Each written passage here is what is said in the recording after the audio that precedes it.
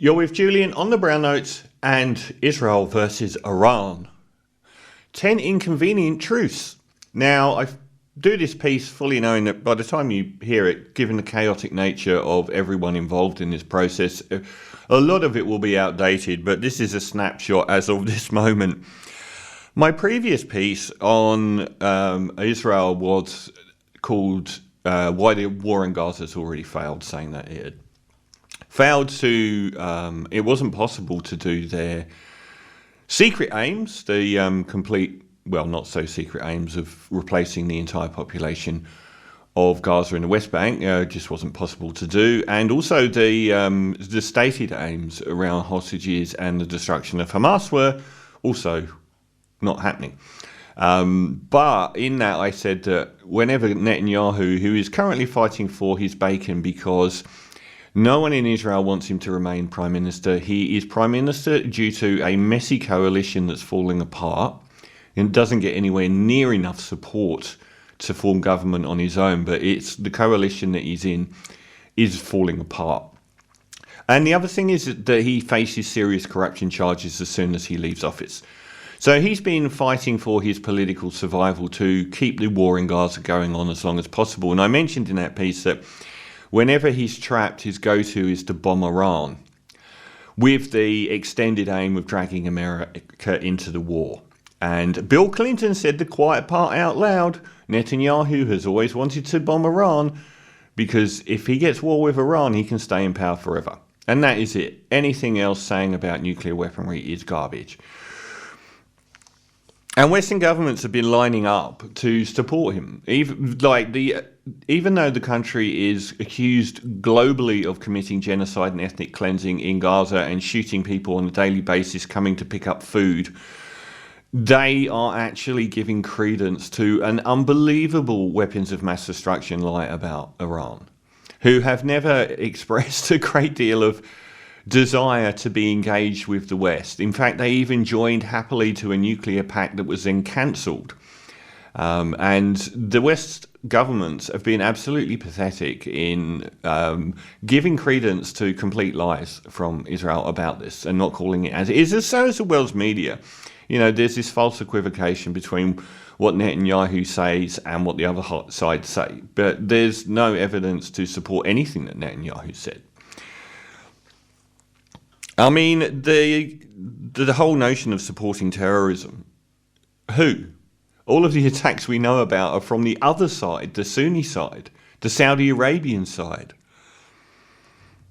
Because they're on the same side as Hamas and Hezbollah? Why is that terrorism attacking the West?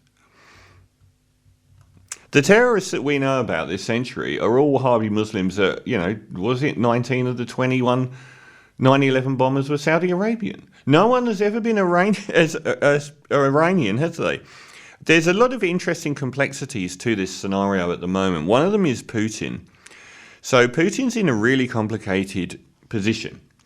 Like Netanyahu in Gaza, he loves the fact that he can up the attacks on Ukraine while this is going on with relative impunity as a distraction. And the other side of this, of course, is that Donald Trump has had mass protests against him and is trying to pass the most egregious medical cuts to fund tax cuts for billionaires at home and so on. Great distraction for him, but it's a great distraction for Putin, who can do exactly what he wants in Ukraine at the moment because no one is looking at Ukraine. The other side is he's a huge backer of Iran. They're the state sponsor of Iran. They're on Iran's border. And they've got close ties they had ties to the Assad regime in Syria and to the Iran regime as well. So they've kind of been a de facto on the opposite side of the Saudi Sunni Muslim side for a very long time. But it's not that simple because many Jews in Israel were born in Russia. A huge proportion of Israeli Jews were actually born in Russia. So there's an enormous Russian heritage contingent in Israel who are Jewish, and also a lot from old Soviet countries, Hungary or Poland or wherever, that now live in Israel. So he's in a weird place. When it comes down to it, he won't stand, I don't think, for an attack on Iran without getting involved. At the moment, I think he's just playing it cool.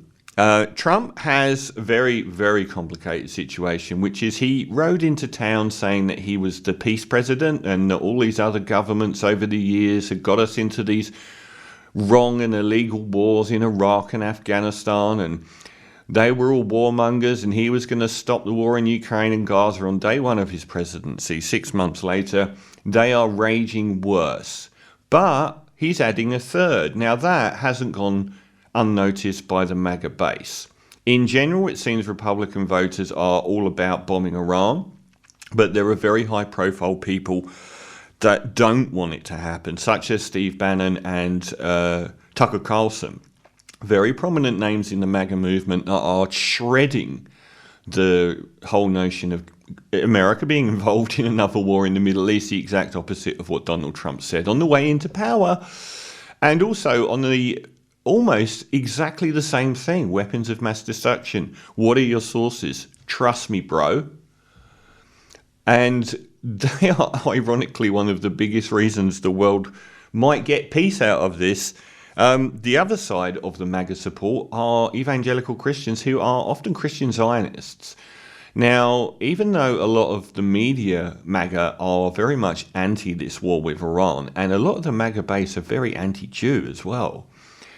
And they've also been hammering Zelensky like crazy for receiving so much American money. So sooner or later, those are all going to dovetail. But a lot of the people in his cabinet, in fact, virtually anyone connected with foreign policy, is a Christian Zionist. And they believe that Israel has to be 100% Jewish for Christian biblical prophecy of the end of times to take place. So they're pushing like crazy for war with Iran, and so are the old school Republican hawks who have been very, very quiet. But now they're coming out of the woodwork because they've wanted war with Iran forever. So I think Trump is actually weighing up the media from day to day. He sounds to me like he's desperate to go to war from the way that he's posturing, and we'll get to Tulsi Gabbard, her astonishing thing. So 10 inconvenient truths. 1, the war is not about Iran being a threat to the West or possessing nuclear weapons. It's solely about saving Benjamin Netanyahu's political bacon and stopping his failing government, casting him into the wilderness where he faces multiple corruption charges. This is the reason why he has continually kiboshed any return of hostages because that would undermine the war taking place in Gaza as it is. He needs the war to go on forever, and that was my last piece. The war in Gaza cannot go on forever in the manner it's going, yet he needs it to remain in power and absolve himself from corruption charges. As Bill Clinton said, to stay in power forever. It's got nothing to do with nuclear weapons. Number 2, and this involves our friend Tulsi, Iran doesn't have any nuclear weapons, and the international community has said it hasn't been building nuclear weapons since 2003, and they had a nuclear deal proving that fact, which was why it was cancelled. Now, the IAEA, the International Atomic Energy Association, have said that Iran doesn't have any nuclear weapons and is nowhere near building one. And Tulsi Gabbard said the American US Director of National Intelligence testified in Congress in March that Iran hadn't been attempting to build a nuclear weapon since 2003. In recent weeks, that has seen her nearly lose her job for that inconvenient truth. Today, just before I came on air, Tulsi Gabbard says Iran could produce nuclear weapons within weeks. This is like in real time when you watch a movie about corrupt police where they change a police report, but she actually testified to Congress. She said her statement had been taken out of context by dishonest media. They reported her statement. Her statement was that Iran hasn't been building nuclear weapons since 2003 and doesn't possess them. And now she's saying, actually they are, and they could have them within weeks. There's no dishonest media here. You are an unbelievable hack. Have you shame? I don't think so. Actually amending your testimony to Congress? Were you lying to Congress? Isn't that a crime? Now, the whole idea of Iran possessing nuclear weapons is a go-to for Netanyahu. Netanyahu first publicly claimed Iran was on the verge of getting nuclear weapons in 1995 and has done so regularly since. Yet they have never had them. In 2012, he claimed Iran was 6 months away from having enough uranium for a bomb. And the International Atomic Energy Association said Iran did conduct some activities relevant to nuclear weapons up until 2003, 22 years ago. We had a nuclear deal. Every time that Netanyahu wants to bomb Iran, he says they're weeks away from. There's so many statements over the years from Israel saying that Iran are weeks away from having nuclear weapons. So they have none of them been proven true. And there was a deal with Iran that Obama signed that proved that they had no nuclear weapons program, which was very inconvenient for the Israeli government, so Trump killed it. And the reason he killed it is so we can be in the paradigm that we're in now, because continual reporting that they had no weapons of mass destruction, just like the UN reporting on Iraq said they had no weapons of mass destruction, is very inconvenient. Inconvenient truth 3. Trump is no war strategician. His strategy game is terrible. He's all instinct and react. They kept him away from the military in the first term, where he came out with the odd brain fart like, let's invade Venezuela. He has no capacity for long-term thinking. He's not a chess player, he's a checkers player. Now, last time they had proper people in charge of the military and intelligence. This time Trump famously filled all of these very high-profile positions with his mates, or with his slaves. So we have an ex-Fox News presenter as the head of the US military at a point of World War III. That's when these things start to become really important. When they've got all of these people with no experience who are just slavishly loyal to Trump in these incredibly powerful positions. It's all fun and games in peacetime. But when you're on the cusp of World War III, I mean, Noam Chomsky said a few years ago a very chilling statement, which is, the probability of nuclear war over the next 200 years is virtually certain. He said, we have nearly been to the brink of nuclear war 7 or 8 times, and they have always been by accident. The stupidity of man will take us to the point of nuclear war. It won't be a well thought out process. That's what we're living now. Can you imagine if Donald Trump ran a nuclear war, or any war, like he ran the tariffs? Tariffs on, tariffs off. Tariffs on, tariffs off. You can't do that in a war. Look at the chaos he's created by he's called Taco. Trump always chickens out because he puts tariffs on one day, realises the impacts of those tariffs the next day, and that's it. He takes them off again, and then a week later he puts them back on.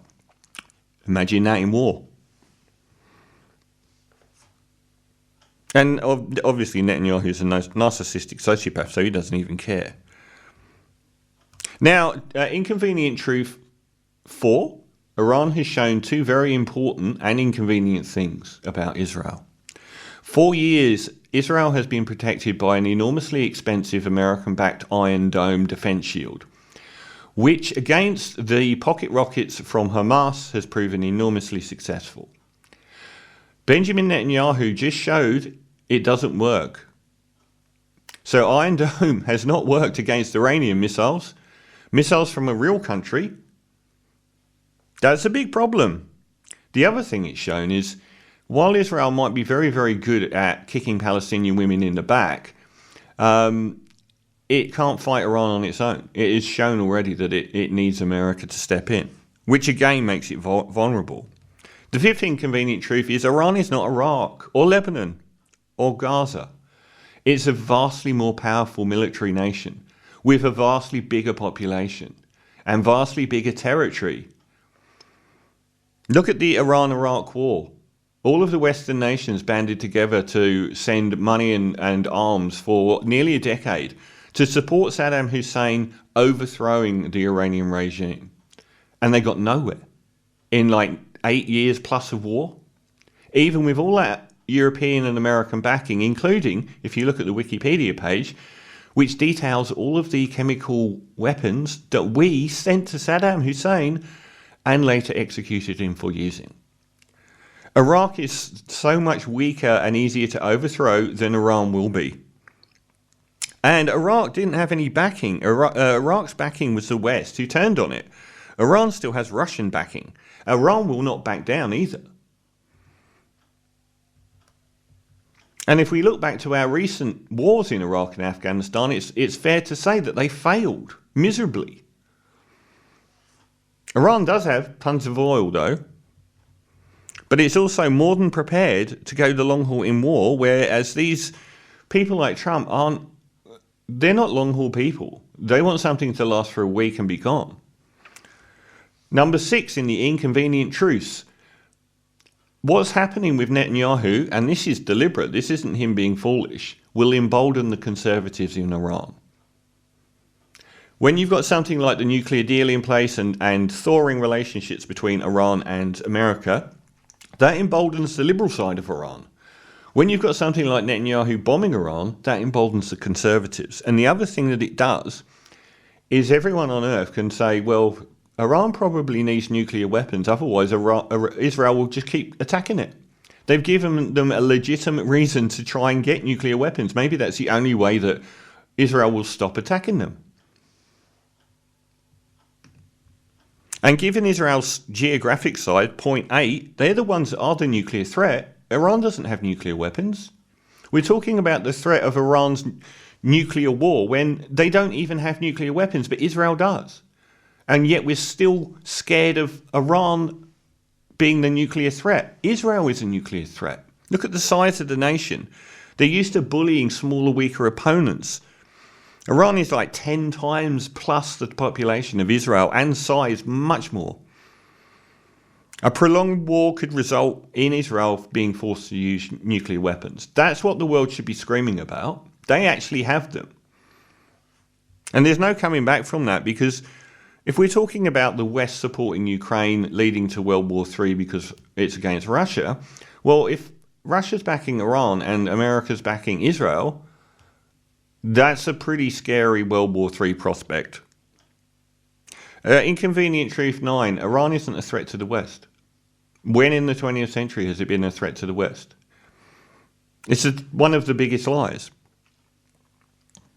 They're blamed as being a state sponsor for terror, but what that really means is they are blamed for supporting Hamas and Hezbollah. Guess who supported Hamas for 10 years? Funded them and backed them? Saudi Arabia. Did you hear a thing about that?